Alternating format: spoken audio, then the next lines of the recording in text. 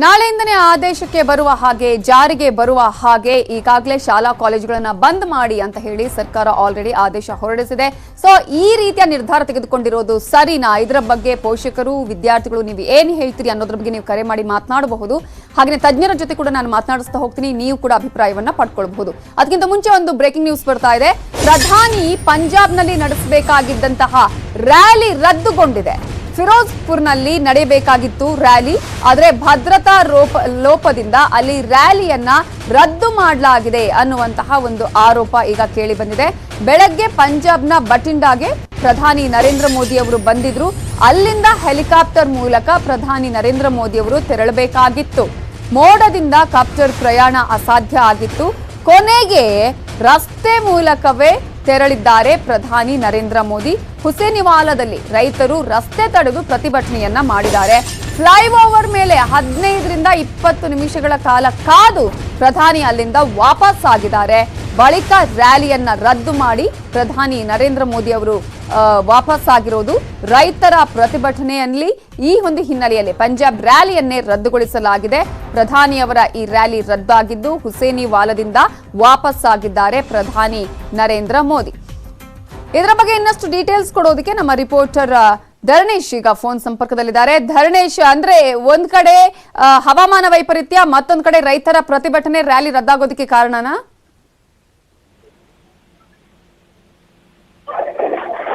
ಧರಣೇಶ್, ನನ್ನ ವಾಯ್ಸ್ ಕೇಳಿಸ್ತಾ ಇದೆಯಾ?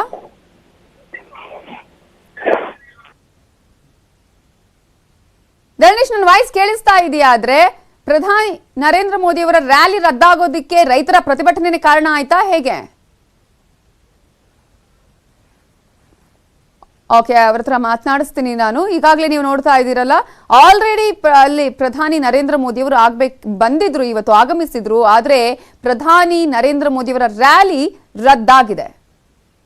ಇದರ ಬಗ್ಗೆ ಇನ್ನಷ್ಟು ಡೀಟೇಲ್ಸ್ ಕೊಡೋದಕ್ಕೆ ನಮ್ಮ ರಿಪೋರ್ಟರ್ ಧರಣೇಶ್ ಈಗ ಫೋನ್ ಸಂಪರ್ಕದಲ್ಲಿದ್ದಾರೆ. ಧರಣೇಶ್, ಒಂದ್ ಕಡೆ ಹವಾಮಾನ ವೈಪರೀತ್ಯ, ಮತ್ತೊಂದ್ ಕಡೆ ರೈತರ ಪ್ರತಿಭಟನೆ, ರ್ಯಾಲಿ ರದ್ದಾಗೋದಕ್ಕೆ ಕಾರಣನಾ, ಹೇಗೆ?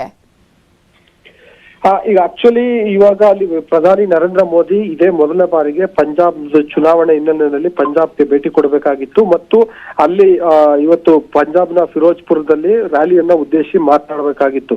ಆದ್ರೆ ಬೆಳಿಗ್ಗೆನೆ ಇದೇ ಕಾರಣಕ್ಕೋಸ್ಕರನೇ ಬೆಳಿಗ್ಗೆನೆ ಪಂಜಾಬಿಗೆ ಪ್ರಧಾನಿ ನರೇಂದ್ರ ಮೋದಿ ಪಂಜಾಬಿನ ಬಟಿಂಡಾಗೆ ಬಂದಿಳಿದಿದ್ರು. ಅಲ್ಲಿಂದ ಹೆಲಿಕಾಪ್ಟರ್ ಮೂಲಕ ಹುಸೇನಿವಾಲದಲ್ಲಿರುವಂತಹ ರಾಷ್ಟ್ರೀಯ ಹುತಾತ್ಮ ಸ್ಮಾರಕಕ್ಕೆ ತೆರಳಬೇಕಾಗಿತ್ತು. ಆದ್ರೆ ಆ ಸಂದರ್ಭದಲ್ಲಿ ಮಳೆ ಮತ್ತು ಹವಾಮಾನ ವೈಪರೀತ್ಯ ಕಾರಣದಿಂದಾಗಿ ಅಲ್ಲಿ ಒಂದು 20 ನಿಮಿಷ ಕಾದ್ರು. ಸೊ ಅದಾದ 20 ನಿಮಿಷಗಳ ಒಳಗೆ ಏನಾಯ್ತು ಅಂತಂದ್ರೆ, ಅವರು ಆ ಹುಸೇನಿಯ ಅವರು ರಾಷ್ಟ್ರೀಯ ಹುತಾತ್ಮಕ್ಕೆ ತಲುಪ್ತಂತ ಸಂದರ್ಭದಲ್ಲಿ ಅಲ್ಲಿ ಅಂದ್ರೆ ತಲುಪಬೇಕು ಇನ್ನೇನು ಅನ್ನುವಂತ ಸಂದರ್ಭದಲ್ಲಿ ಮಾರ್ಗ ಮಧ್ಯದಲ್ಲಿ ಪ್ರತಿಭಟನೆಗಳು ನಡೆದವು. ಅದರ ಪರಿಣಾಮವಾಗಿ ಪ್ರಧಾನಿ ನರೇಂದ್ರ ಮೋದಿ ರಸ್ತೆನಲ್ಲಿ ಅಂದ್ರೆ ಅಲ್ಲಿಂದ ಫ್ಲೈಓವರ್ ಮೇಲೆ ಒಂದು 15ರಿಂದ 20 ನಿಮಿಷ ಕಾಯ್ಬೇಕಾದಂತ ಪರಿಸ್ಥಿತಿ ನಿರ್ಮಾಣ ಆಯ್ತು. ಮತ್ತೆ ಅಲ್ಲಿ ಪ್ರತಿಭಟನೆ ಕೂಡ ಹೆಚ್ಚಾಯ್ತು.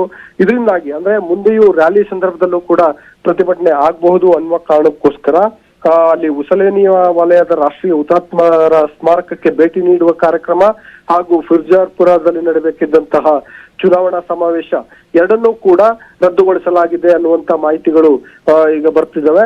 ಮತ್ತೆ ಈ ಬಗ್ಗೆ ಕೇಂದ್ರದ ಗೃಹ ಇಲಾಖೆ ಈಗಾಗಲೇ ಅಧಿಕೃತವಾದಂತಹ ಹೇಳಿಕೆಯನ್ನ ಬಿಡುಗಡೆ ಮಾಡಿದೆ.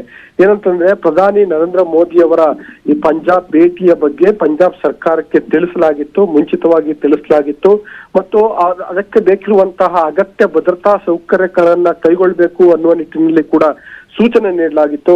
ಒಂದ್ ಕಡೆ ಅವರು ಪ್ರಧಾನಿ ಪಂಜಾಬ್ ಭೇಟಿ ಕೊಡ್ತಿರುವಂತಹ ಮಾಹಿತಿ, ಅದಾದ್ಮೇಲೆ ಹವಾಮಾನ ವೈಪರೀತ್ಯದಿಂದ ಆದಂತಹ ಬದಲಾವಣೆಗಳನ್ನು ಕೂಡ ಪಂಜಾಬ್ ಸರ್ಕಾರಕ್ಕೆ ತಿಳಿಸಿ ಅಲ್ಲಿ ಕಾದಿದ್ದು ಮತ್ತು ರಸ್ತೆ ಮೂಲಕ ಪ್ರಯಾಣಿಸುವಂತ ವಿಷಯ ಇವೆಲ್ಲವನ್ನು ಕೂಡ ಪಂಜಾಬ್ ಸರ್ಕಾರಕ್ಕೆ ತಿಳಿಸಲಾಗಿತ್ತು.